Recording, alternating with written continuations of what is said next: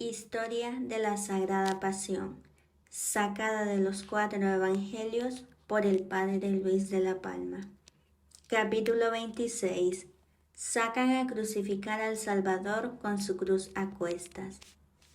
Dada por el presidente la sentencia contra el Salvador, se la notificaría a alguno de aquellos ministros, y él la aceptaría por la obediencia de su padre, con aquella humildad y caridad con que la aceptó en el primer instante en que fue concebido, diciendo lo que en su nombre estaba escrito en el Salmo 39. En este salmo, en persona del Salvador, se dice así, como dijo San Pablo: esto es, ofrendas y sacrificios, no los quisiste, y por eso me diste a mí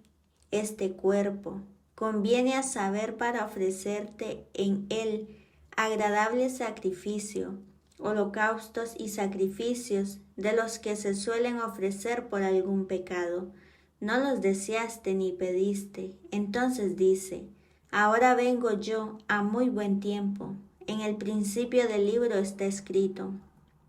que yo había de ser muy gran cumplidor de tu voluntad.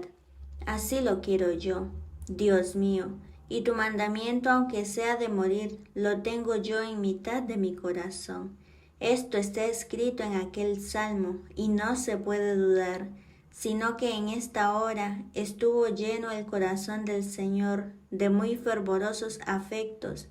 de profundísima obediencia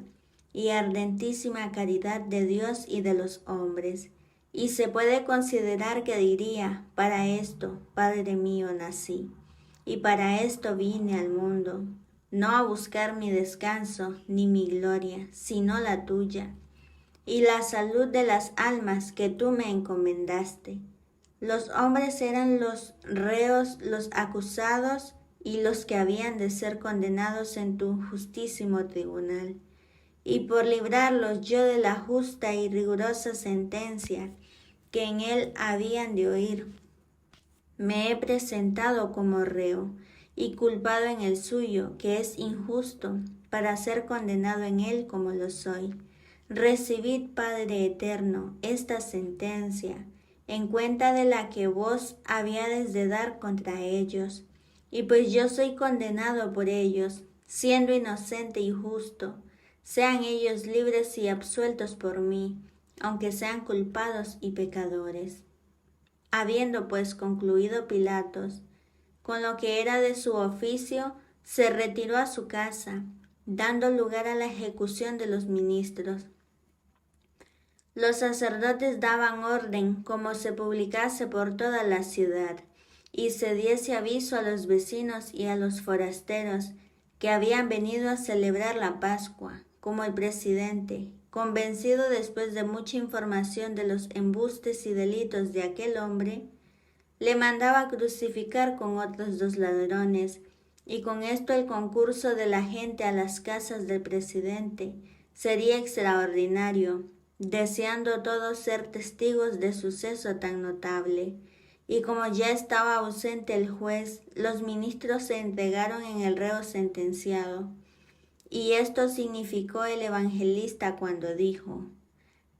recibieron a Jesús, esto es, los que había de ejecutar la sentencia, se apoderaron de él y recibiéndole como estaba escrito en el Salmo.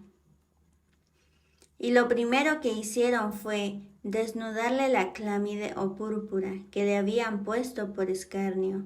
renovando las injurias y descortesías, y descubriendo otra vez aquel cuerpo virginal, todo sangriento y señalado con tantos cardenales. Esta púrpura con que el Señor fue escarnecido, rubricada con su sangre, nos la dejó el Señor por una rica herencia, y por eso quiso que se la quitasen a Él, porque nosotros nos quedásemos con ella,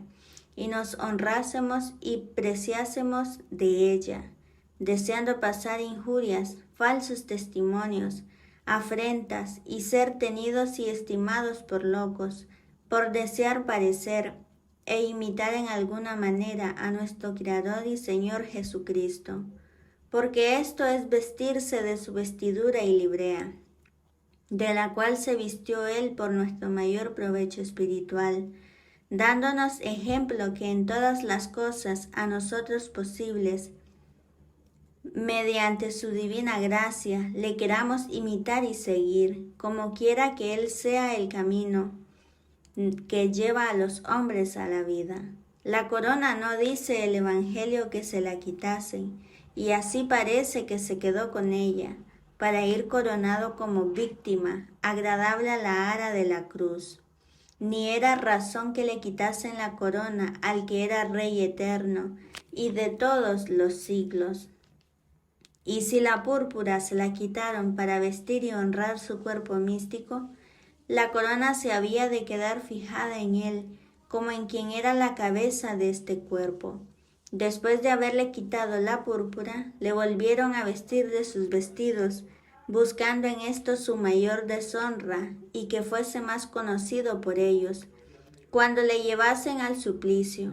La púrpura se la pudieron quitar fácilmente, porque, como dijimos, era una vestidura como capa abierta por delante, pero la túnica inconsútil que era toda cerrada, y se había de vestir por la cabeza. ¿Quién dirá con la poca piedad y mucha crueldad con que aquellos verdugos se la vistieron? Porque la vestidura se asiría de las espinas, y ellos con estirones la procurarían poner en su lugar, renovando agudísimos dolores, porque se meneaban las espinas que estaban hincadas, y se hincaban otras de nuevo en la cabeza. Todo esto se debió de hacer en el patio del pretorio, donde los soldados habían escarnecido el Señor, y a la puerta de él estaba aparejada la cruz tan grande y tan alta, que al que era de tan grande estatura lo habían de poner en ella,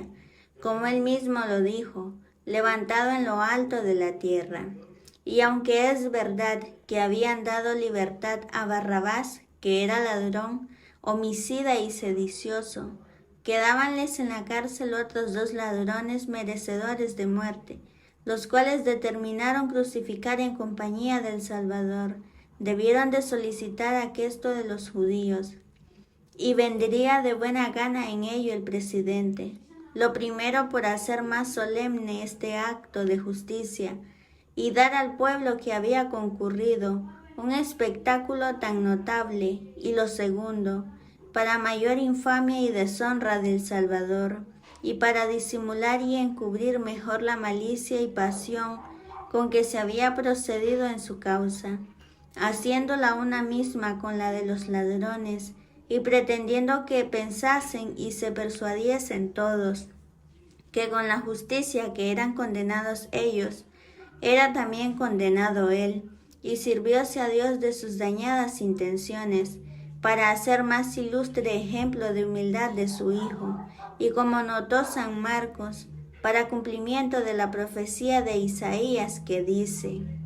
estaría por ventura la cárcel pública junto a las casas del presidente, y trajeron estos ladrones del lugar donde estaban presos al patio del pretorio,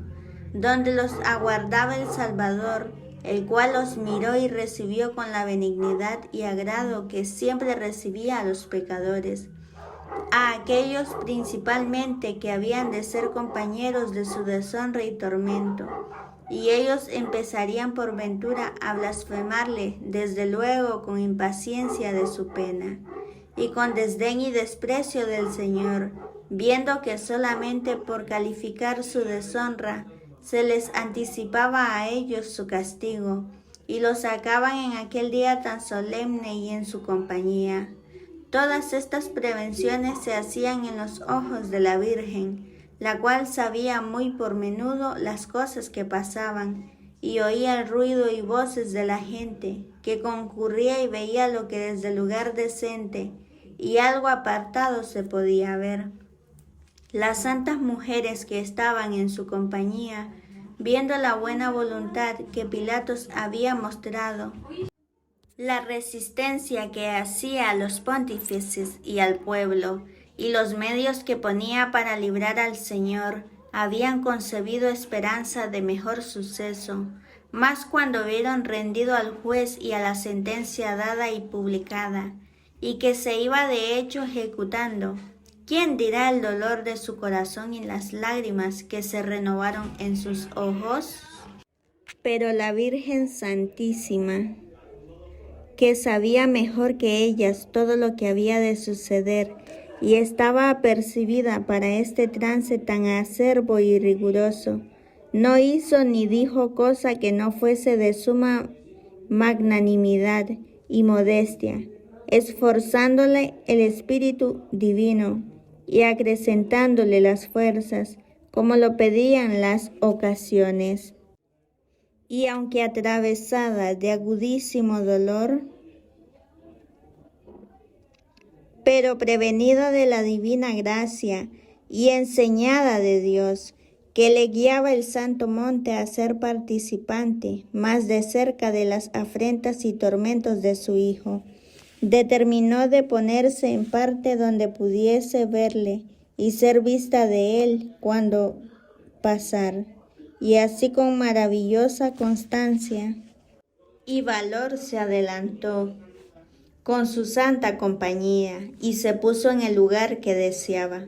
Estaba fuera de la ciudad un collado pequeño que cae entre la parte septentrional y occidental del monte de Sión. Sobre la mano izquierda, como sale por la puerta que llamaba Judiricia, que estaba hacia la misma parte occidental de la ciudad. Este lugar estaba diputado para hacer justicia de los malhechores, y por eso estaba fuera de la ciudad, por quitar a los moradores el horror de los cuerpos muertos de los condenados, y no estaba muy lejos de ella, porque pudiesen sin mucho cansancio hallarse presentes al castigo de los malhechores, que es cosa que por el ejemplo y escarmiento común se suele procurar en las ciudades. Y los que han medido esa tierra santa y nos han dado relación de ella dicen que dista este monte de la ciudad 500 pasos y de las casas de Pilatos 1321. Este lugar en la lengua hebrea vulgar se llama Gólgota, que es lo mismo en latín que decir locus Calvario. En romance el lugar de las calaveras, que por abreviar llamados comúnmente Calvario, y llamábase así, o porque allí se degollaban los malhechores y las cabezas de ordinario no se enterraban, o porque allí se quedaban los cuerpos de los ajusticiados, hasta que consumidos del tiempo no quedaba más que los huesos, y por una causa o por otra, aquel lugar estaba lleno de calaveras. Y no es bien pasar silencio, que fue tradición de los hebreos y opinión recibida de graves autores y doctores santos, que en aquel lugar estaba enterrado el cuerpo del primer hombre y padre de todos, Adán, y que allí estaba su cabeza, de la cual por ser tan insigne tomó nombre todo el collado, llamándose Gólgota o Calvarii Locus. Y si esto fue así, que no todos lo admiten, no sin misterio y particular providencia de Dios, vino a morir el segundo Adán, donde estaba enterrado el primero, y se dio principio a la vida, donde estaba el cuerpo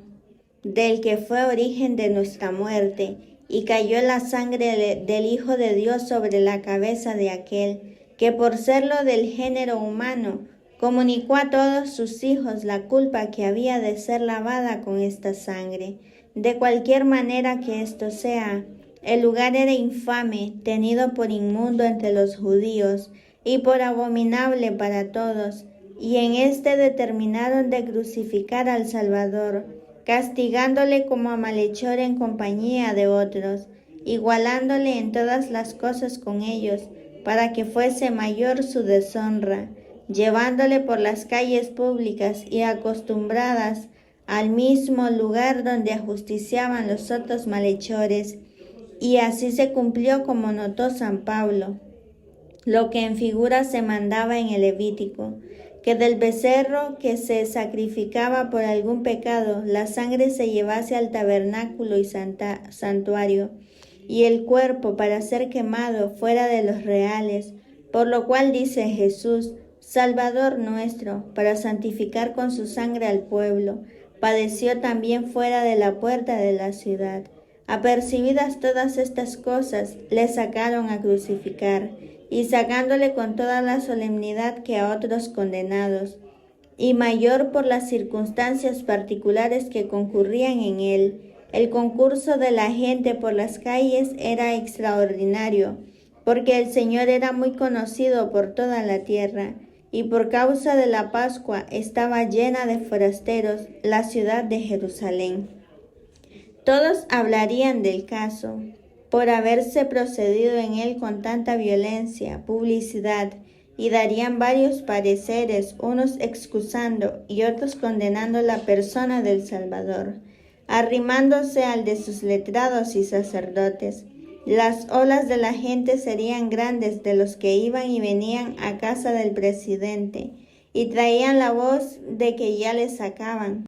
deseando ser todos los primeros que le viesen salir en hábito a su parecer tan miserable. Salió pues el señor de las casas del presidente, y gran tropel de gente con él. Iba en poder de los verdugos y ministros, que le tiraban por la soga que llevaba a la garganta, y debióle de recibir la gente que estaba a la puerta y en la plaza con el ruido y murmullo que en semejantes ocasiones suele haber, mirándole todos curiosamente al rostro, y notando por menudo el gesto y semblante que traía, el cual era tal de la sangre y de los golpes y salivas, que había bien que notar en él, y estaría tan demudado que apenas le conocerían los que hubiesen tratado y conversado con él.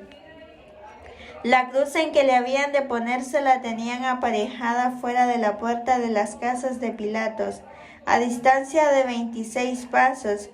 que sería el espacio conveniente para ponerse en orden aquella procesión. La cruz dice que tenía 15 pies de altura, y el madero que atravesaba 8, y el grueso de ella sería tanto, cuanto en buena proporción pedía su grandeza, y cuanto era menester para sustentar un cuerpo de tan buena estatura.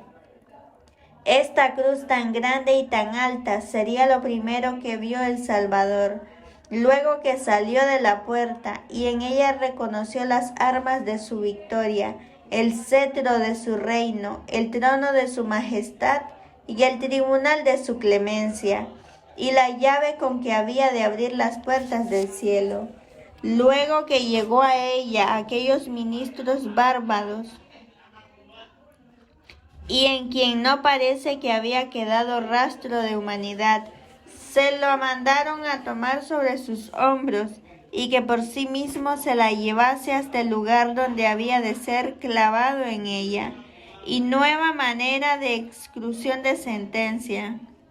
que el condenado lleve a cuestas su cruz, y el que ha de morir lleve el instrumento de su muerte. A los hombres perversos y facinorosos,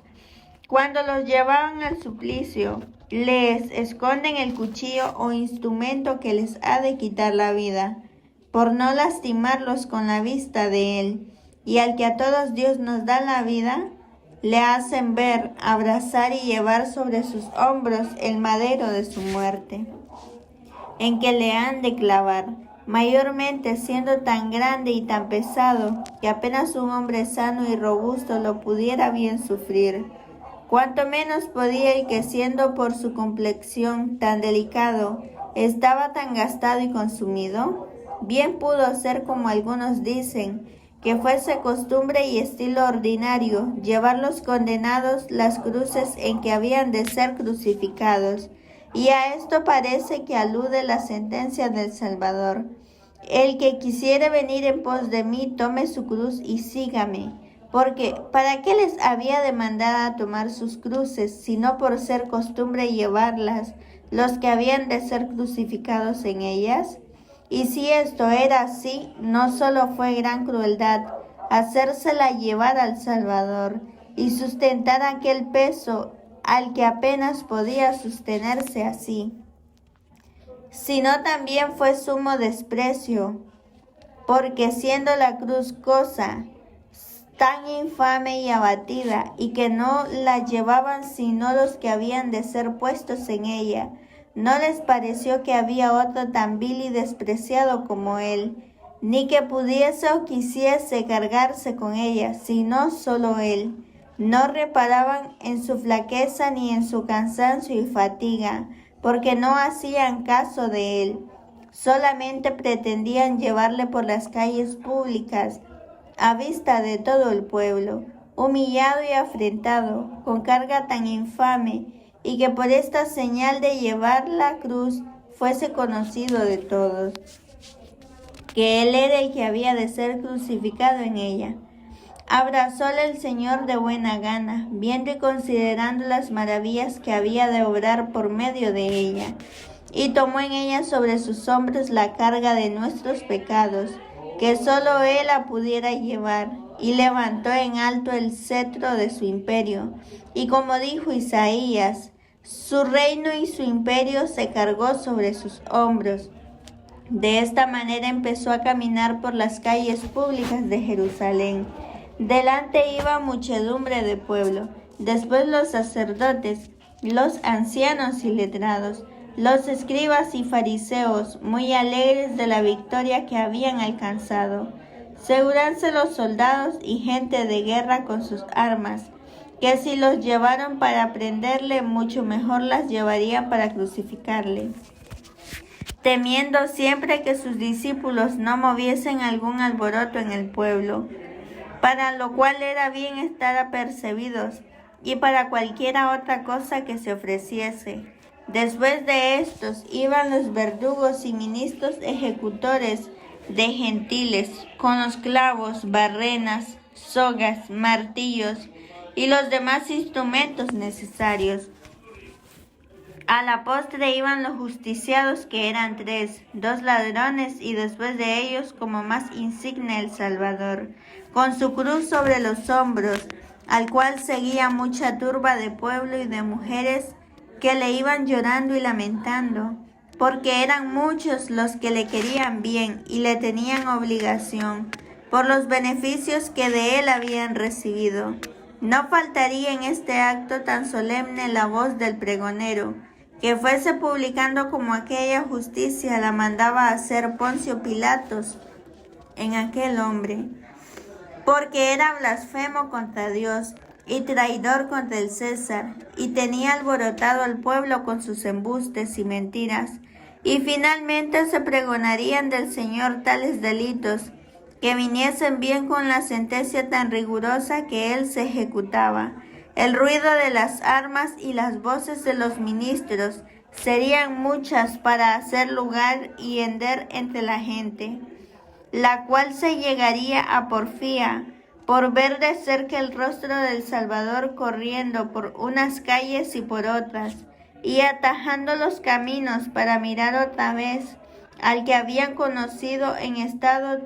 tan diferente. De esta manera Caín, el hermano mayor, sacaba al campo a Abel para quitarle la vida. Gracias por llegar hasta el final de este capítulo. Te invito a continuar escuchando este audiolibro en el siguiente video. Recuerda compartirnos qué te ha parecido el libro en los comentarios y te invito a escucharnos ahora también en Spotify. Bendiciones en la divina voluntad. Gracias por vernos. Suscríbete al canal de Misión Rúa YouTube ahora para que podamos seguir difundiendo la misericordia de Jesús en el mundo entero. Y no te olvides de compartir, darle me gusta, comentar y suscribirte al canal para ser un misionero Rúa más.